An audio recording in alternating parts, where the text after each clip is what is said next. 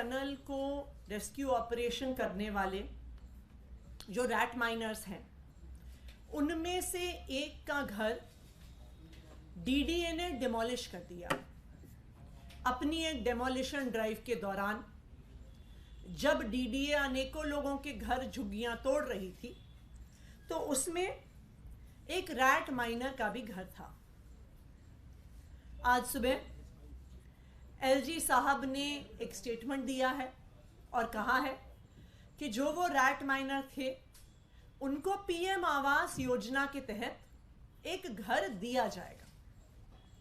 मैं इसके लिए एलजी साहब का धन्यवाद करती हूँ कि उन्होंने पीएम आवास योजना के तहत उस रैट माइनर को घर देने का वादा किया।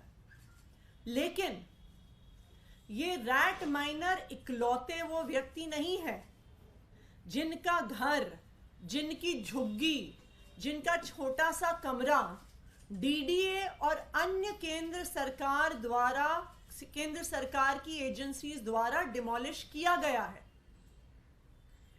पिछले कुछ महीनों से केंद्र सरकार की एक एक एजेंसी बुलडोजर लेके गरीबों के मकानों पर, झुग्गियों पर चला रही है।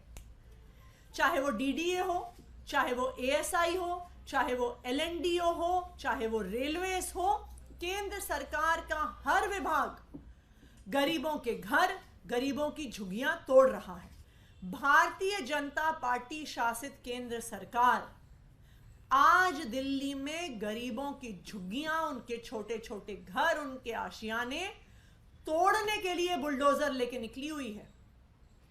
जब चुनाव का समय आता है और आप देखेंगे जैसे ही चुनाव की घोषणा होगी, भारतीय जनता पार्टी के पोस्टर लगेंगे हर झुग्गी में, कहते हुए जहां झुग्गी है वहीं पर मकान देंगे।